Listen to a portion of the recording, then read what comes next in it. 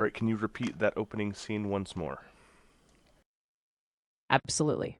So picture this. You're standing in the command room of Vault 13 under those buzzing fluorescent lights.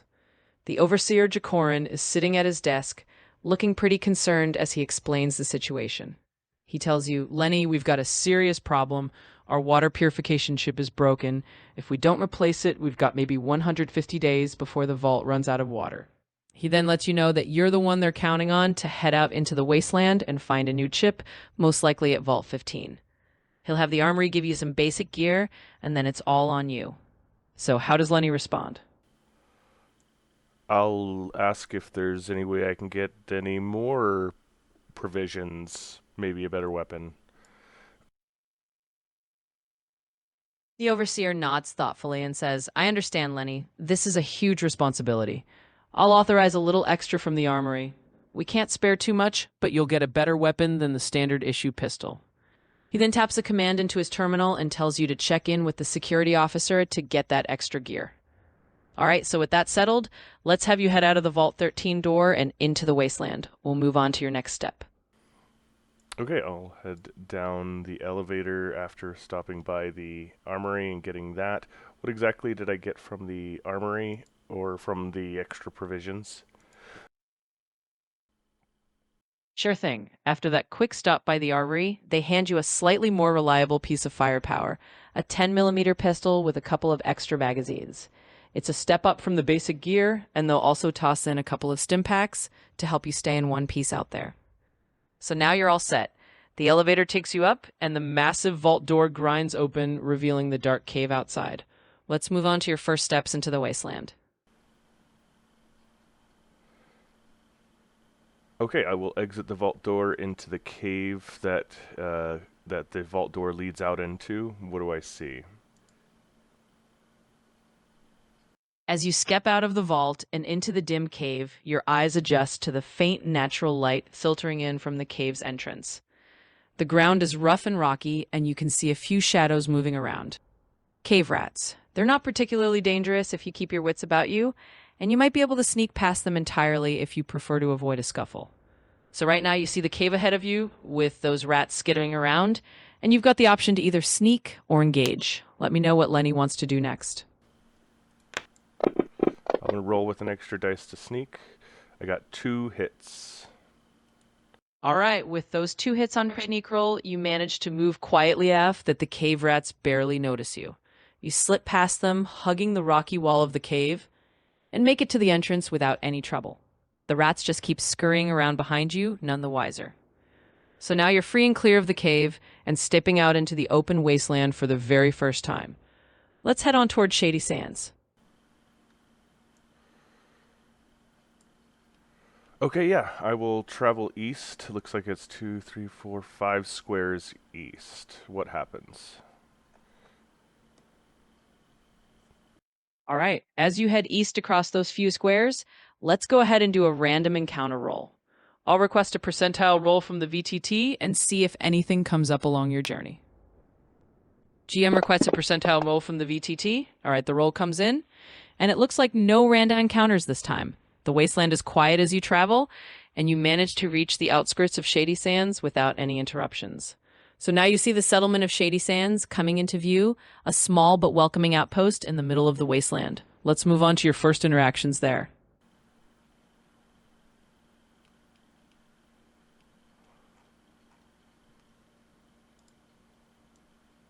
All right, Lenny is going to approach Shady Sands. He's going to put his weapon away and see what they do or say on approach. As Lenny approaches Shady Sands with his weapon stowed, he spots a friendly-looking woman near the entrance. That's Katrina, the town greeter. She waves and calls out, "Welcome to Shady Sands. Feel free to kind and talk to me if you need any information about the town or the area." You can see a few simple farm plots and some adobe buildings in the background, and it seems like the townsfolk are curious but not alarmed by your presence. So Katrina's there to greet you, and you're welcome to approach her or head on in and explore as you like.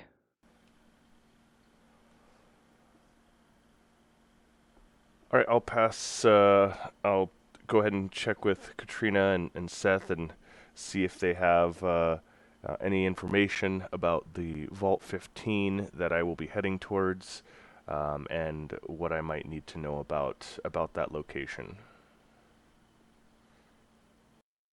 Absolutely. So Katrina smiles and says, Vault 15, huh? Well, I came from there originally, but it's in rough shape these days. It's a bit of a journey southeast of here.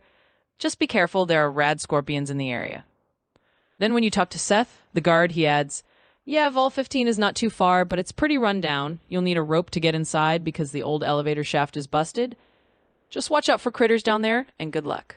So you've got a bit of info now, and you're set to make your next move whenever you're ready. All right, I'll go in the town and see if anyone has any work, anything that they need done. See who the characters are here in Shady Sands. Absolutely. As you wander into Shady Sands, you'll find a few folks who could use a hand. Ardesh, the town leader, will tell you about the rad scorpion problem and ask if you can help deal with them. Raslo, the doctor, might ask you to bring back some rad scorpion tails for an antidote. And of course, you can talk to Ian if you want a companion to join you. So there's definitely some work available here and a few quests you can pick up before you head out to Vault 15. Just let me know what you want to tackle first. Okay, I'll go talk to Roslo and see what he's doing. Absolutely. You head over to Raslo, who's busy organizing some medical supplies in his small clinic. When you walk in, he looks up and gives you a nod. Ah, new face. If you're here to help out, I could use some rad scorpion tails. I'm working on an antidote for the stings, and the glands from those tails are key. He explains that once you bring him a tail or two, he can whip up some antidote, which might come in handy for you or the townsfolk. So that's another little quest joke. If you want to take it on, just let me know what you want to do next. I'll go to Ian and check out him and see what he's doing around these parts. Sure thing. You find Ian hanging out near the entrance of Shady Sands, keeping an eye on travelers coming and going. He's wearing a leather jacket and has that look of a seasoned wasteland wanderer. When you approach, he gives you a nod and a bit of a grin. Hey there, name's Ian. Used to be a caravan guard, but I've been sticking around here for a while. If you're heading out into the wastes and could use some help, I might be up for joining you. So if you want Ian to come along as a companion, you can chat a bit more with him and bring him on board. Just let me know if that's the direction you want to go. Yeah, I'll see if I can convince him to join. Absolutely. Ian's pretty open to the idea. If you have a little chat with him and let him know you could use someone with his experience, he'll agree to come along. You just ask for a share of any loot you find, and maybe a few keps now and then. So with that, Ian nods and says, all right, I'm in. Let's see what trouble we can get into out there. And just like that, you've got a companion to watch your back. Let me know what you want to do next. I'm gonna check with Seth and see if he's got or anyone has any rope I can use to get into Vault 15. Absolutely. You find Seth near the entrance, still keeping an eye on things, and when you mention needing a rope for Vault 15, he nods. Yeah, we usually keep some rope around for farm work and repairs. I can spare a length for you. Just try to bring it back if you can. He hands over a coil of sturdy rope, and now you're all set for your trip to Vault 15. You've got Ian by your side and the rope in hand, so whenever you're ready, we can head on out or handle anything else in town first. All right, let's head out to Vault 15. I will go to the world map and we'll see, I guess, if I get any kind of random encounters. Absolutely. Let's do that. We'll move you over to the world map and get you and Ian on the road towards Vault 15. I'll go ahead and request a percentile roll from the VTT for a random encounter check as you travel. GM requests percentile roll from the VTT. All right, the roll's in, and it looks like you do run into a small random. A couple of mole rats scurry out of some scrub as you make your way across the wasteland. It's nothing too dangerous, but it's definitely a little obstacle to deal with on your way to Vault 15. We can handle this quickly in combat. I'll have the VTT roll for initiative, and we'll just run through a quick combat scene. Once we wrap that up, you'll be able to continue on to Vault 15. We'll do this random encounter, though you request me to do the rolls and I give you the results of the VTT. So we will have this random encounter, but we will note that moving forward. Absolutely. That sounds perfect. So from here on out, I'll have you go ahead and give me those roll results, and I'll narrate what happens from there. So let's do this quick random encounter. Why don't you go ahead and roll for Lenny's attack or action against these mole rats, and let me know the results. We're going to roll on the random table I have in the VTT for the random encounter. So we're going to give me one moment to resolve that. Of course. Take your time rolling on your end, and once you have those results, just let me know what the VTT comes up with for the encounter. Then we'll jump right back in, and I'll narrate what happens with those mole rats or whatever else you've rolled up.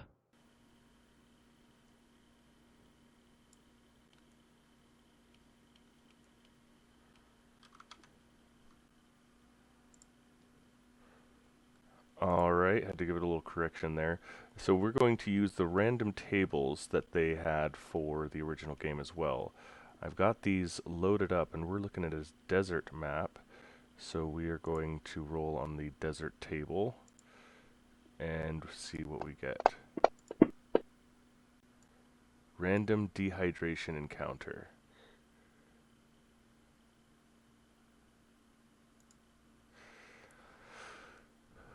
You managed to avoid dehydration due to your supplies of water, or critical success, you managed to avoid water, or success, you managed to avoid serious. Wow, you managed to avoid.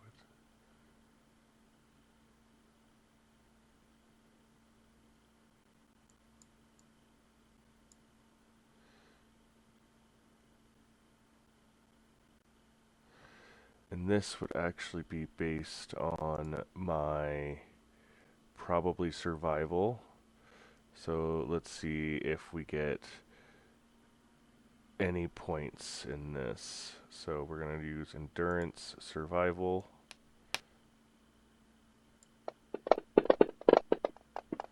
And we got a critical success, 2 hits. So we're going to have the critical success and we avoid dehydration. All right. Very nice.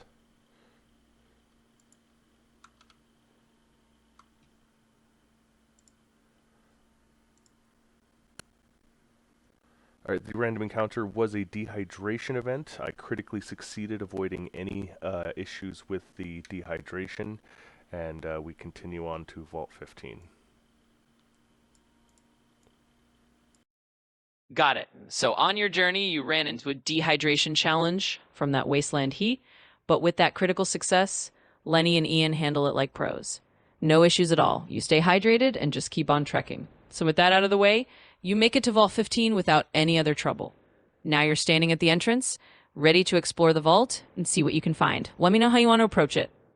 Alright, I go inside the shack and go down into the first level, the cave area of this vault.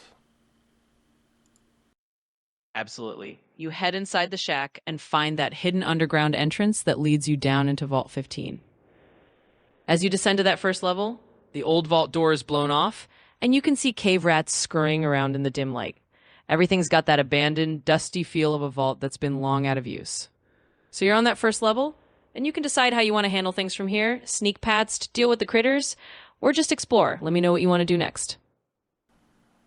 Alright, once we're down inside the cave and we see these rats, I'm going to signal to Ian, with my gun that we're going to take them out. How many rats and what kind of enemies do I see in this first level?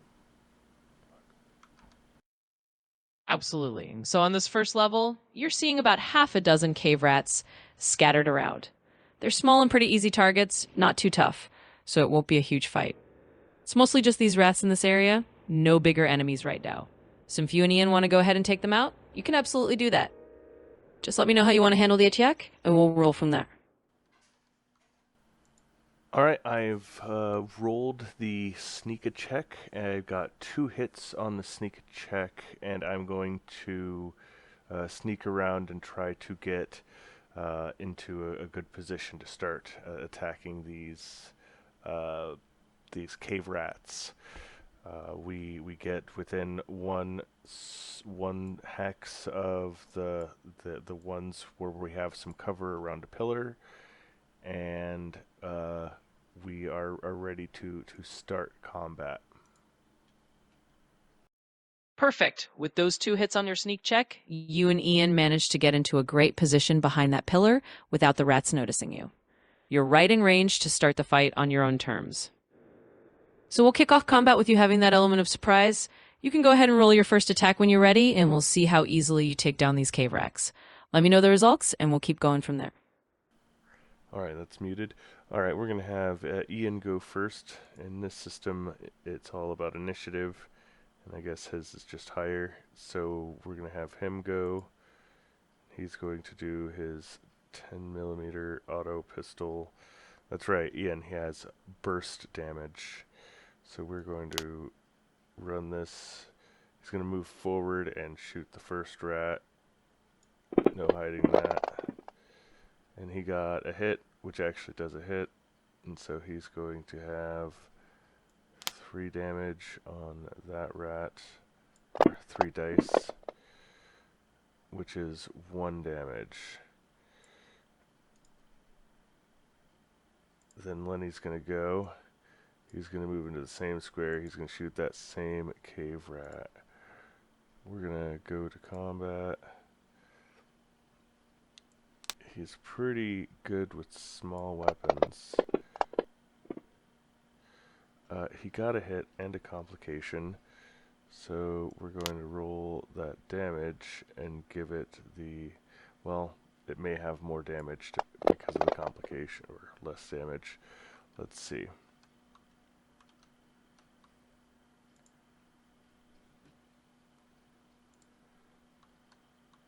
Alright, Ian went first. He used his auto pistol and did 1 damage to the first cave rat, and then Lenny took a shot and he got a hit, but also a complication on his attack.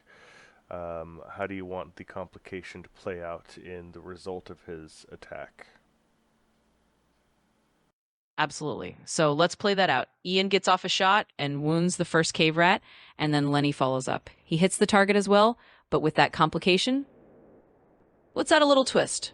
Maybe Lenny's gun jams up briefly after that shot, so he'll need a moment to clear it before he can fire again. Doesn't cause any harm, but it does slow him down just a bit. So you've still got the upper hand here, and you've started taking down those rats. Let's keep going with the combat, and let me know how the next round goes once you clear that complication.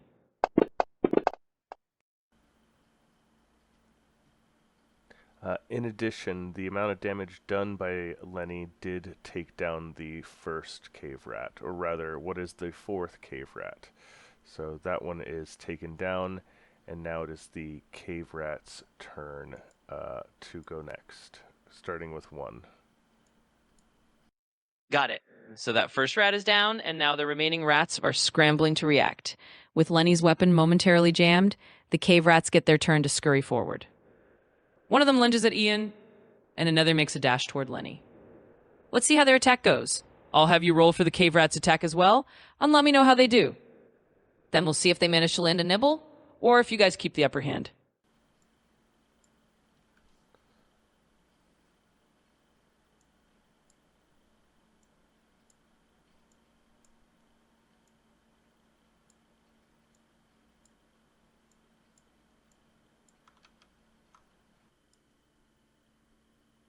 Alright, we got 1 total cave rat down. Cave rat 3 is wounded from one of the attacks, and it looks like everyone else had ended up missing their attacks. So it is now the cave rat's turns, starting with cave rat 1. That would be the closest one. Cave rat 6 is the only one that has to expend movement or action points beyond its normal ones. It's a little bit behind. Perfect. Got it. So we've got 1 rat down, another one wounded, and the rest have missed their attacks. Now it's back around to the cave rat's turn, and we'll start with that closest one, cave rat 1. It's going to try to make another attack on whoever's nearest, like probably Ian since he's up front. We'll keep cave rat 6 in mind as well, since it's lagging a bit behind and might need to spend some extra movement to catch up. So let's roll for cave rat 1's attack and see how that goes.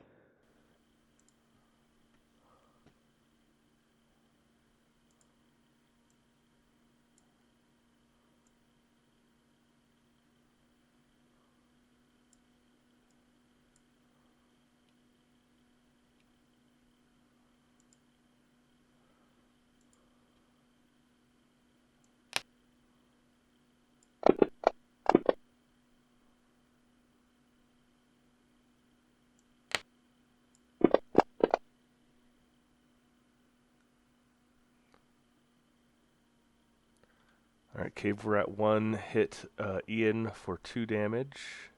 It's now Cave Rat 2, then 3, and so on up to 6, skipping 4. All right. So Ian takes a little nibble there. 2 damage from Cave Rat 1. He can handle it, but it definitely keeps things interesting. Now we'll move on to Cave Rat 2 and then T. They'll each try to press the attack as well, probably aiming at either Lenny or Ian, depending on who's closest or most vulnerable. Once we get through those attacks, we'll see if Cave Rat 6 can hustle into range. So go ahead and roll for the next couple of rats, and we'll see how the round plays out.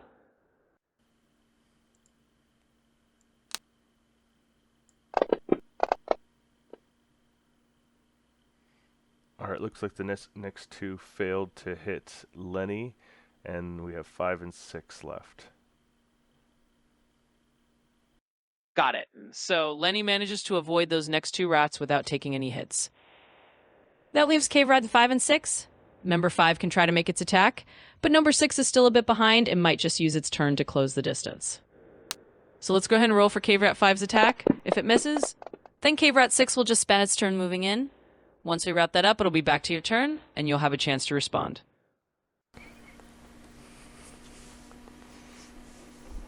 Alright, Ian missed with a complication, and it looks like Lenny did hit Rat 3, but it was basically minimum damage, though it's pretty hurt. It's now the other rat's turn, and go ahead and tell me what each of the 5 do. Absolutely. So Ian's got a complication on his mess. Let's say his footing slips a bit on the dusty vault floor and he loses a bit of momentum, so he won't be able to move as freely next turn. Meanwhile, Lenny's shot injures Rat 3 a bit more, but it's still hanging on. Now for the other rats, Rat 5 will take a swipe at whoever's in range, and Rat 6 will finally catch up and join the fray, trying to get into a good position to attack on its next turn. So let's have you roll for Rat 5's attack, and then just move Rat 6 into position. After that, we'll wrap up this round, and it'll be back to you and Ian. We still have rats 1, 2, 3, 5, and 6 who are available. Each of them should be able to take an attack on their turn, given their turn economy. Absolutely. Let's run through that. So we've got Cave Rats 1, 2, 3, 5, and 6, all still up and each one ready to take a swing. They'll each try to make an attack on either Lenny or Ian, depending on who's closest or who they've already engaged with.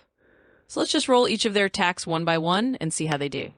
We'll start with Cave Rat 1 and go down the line through 2, 3, 5, and then finally 6. Once we see those rolls, we'll know how this round plays out, and then it'll be back over to you and Ian. Alright, Ian did his 3rd burst shot and managed to hurt a single cave rat. Lenny ended up taking down one cave rat 3 after all the other rats took their turn and missed. So now it's the cave rats' turns after Ian and Lenny's attack. All right, so Ian and Lenny have done some solid work there. Lenny took down Cave Rat 3, and Ian managed to injure another one. Now we're back to the rats' turn. They'll try to rally and get their attacks in, but they're definitely on the back foot now. We've got Cave Rats 1, 2, 5, and 6 still active.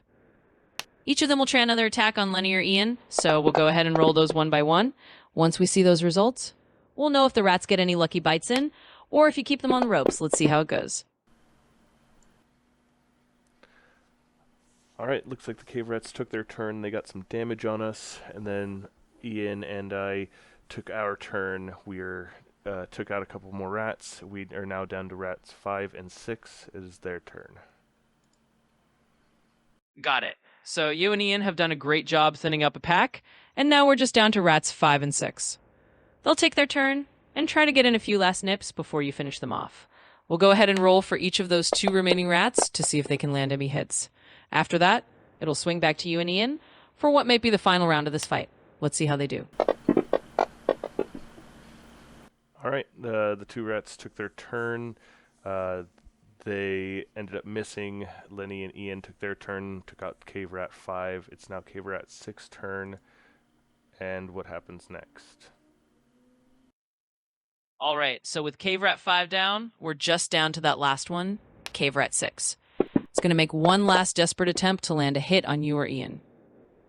We'll give a roll and see if it can manage anything or if it misses like the others. After that, it'll be back to you and Ian, and you should be able to finish it off pretty easily. So let's roll for Cave Rat 6 and see how this final turn goes. All right, we finished off the last of the rats here. We are just in the opening mouth of where the vault door opens in the entrance here. Great job. You and Ian have cleared out those rats, and now you've got the entrance level all to yourselves. With that done, you can take a moment to catch your breath, and then move on deeper into Vault 15. There are more levels to explore, and who knows what else you'll find down there, so whenever you're ready, you can press onward into the next section of the vault. Just let me know what you want to do next.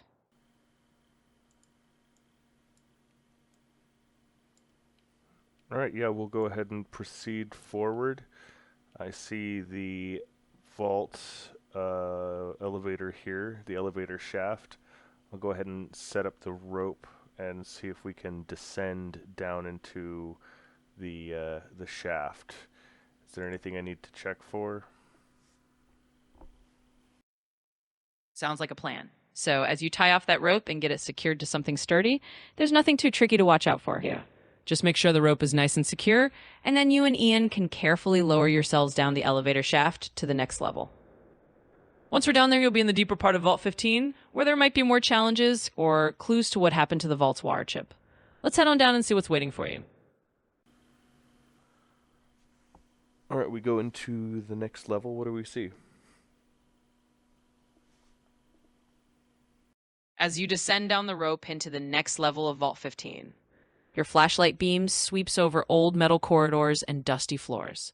You can see a few scattered pieces of debris, and maybe some old vault equipment that's long since been abandoned. This level definitely has a few more cave rats, and maybe even a rad roach or two lurking around, but nothing you can't handle. You've got your path forward to keep exploring and see what else the vault has in store. Let me know how you want to proceed from here.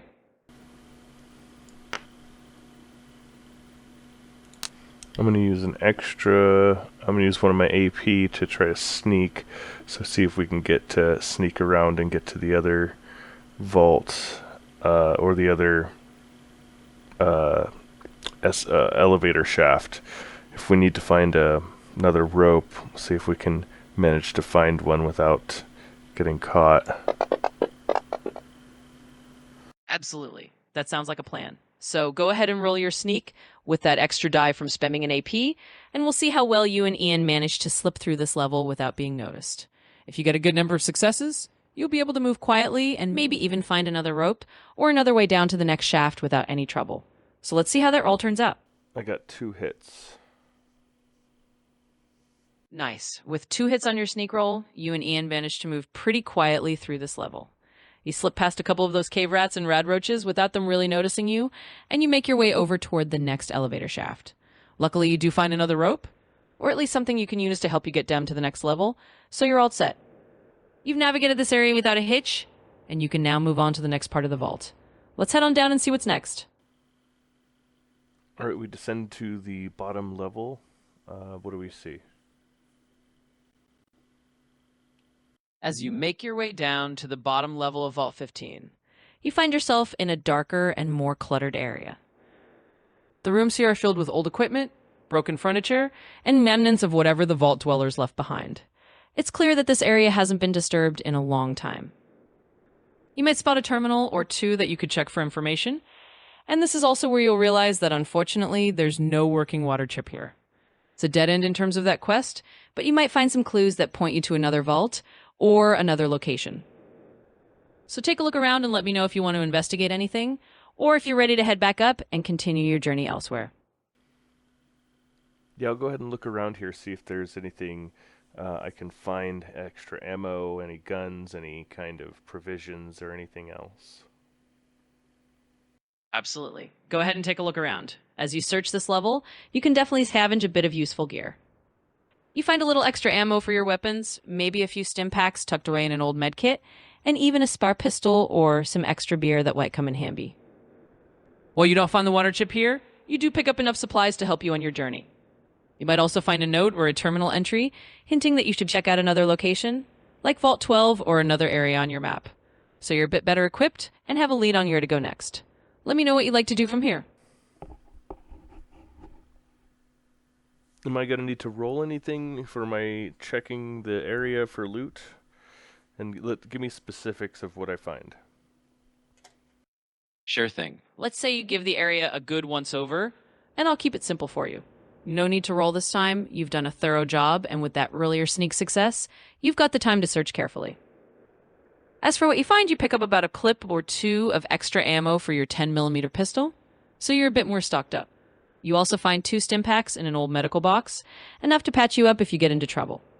And tucked away in one of the rooms, you find a spare 10mm pistol, nothing fancy, but a good backup or something to trade later on. So that's a nice little haul. A bit more ammo, a couple of stim packs, and an extra pistol. Now you're all set to head back out and continue your journey. Just let me know what you'd like to do next.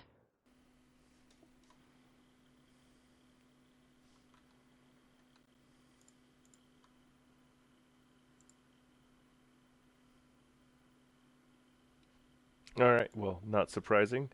That is a no-go on finding any water chip here. Looks like it wasn't giving us any extra combat, which is perfectly fine. And we will backtrack all the way back out to the world map.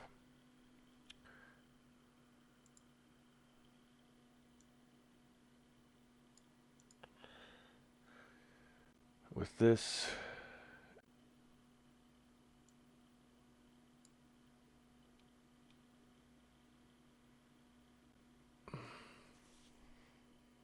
we'll probably just go to Junktown. So we'll just go to Junktown. Let's count how many squares that is. Give it a relevant check. 1, 2, 3, 4, 5, 6, 7, 8, 9, 10, 17 to Junktown. All right.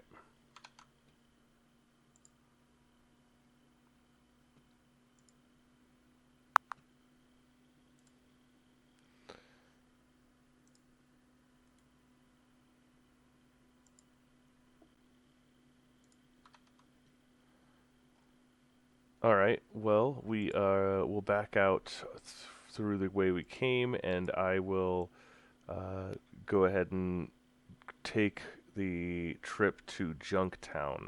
Looks like it's about 17 total squares if I go straight left and then all the way down, but there's a line in between that we could go to cut that short. Uh, what's the chance that I run into a random encounter? Absolutely. So as you head out from Vault 15 and make your way toward Junktown, we'll go ahead and roll for a random encounter on that stretch of the journey. It's definitely a bit of a trek, and there's always a chance of running into something out there in the wasteland. I'd say it's about a 25% chance overall, so I'll have you roll a percentile die. If you roll 25 or lower, you'll have a random encounter on your way. If it's above that, you'll get to Junktown without any issues. So go ahead and roll and we'll see what happens. Looks like we got a 72 on the percentile chance. All right, a 72 means you're in the clear. You and Ian make the journey to Junktown without any unexpected run-ins along the way.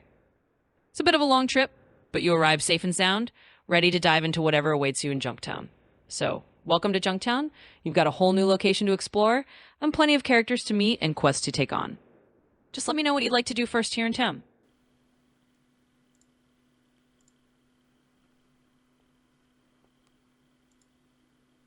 All right, we got to Junktown, it looks like. Skipped quite a bit of stuff and got here pretty quick. But we've integrated a lot of the characters and quests throughout this. Thanks for watching. Let me know what you guys think, and we can continue on throughout the game and even progress our progress on this. Let me know if you guys wanted to see any other details or if it looked like I missed anything for sure. But thanks again for watching.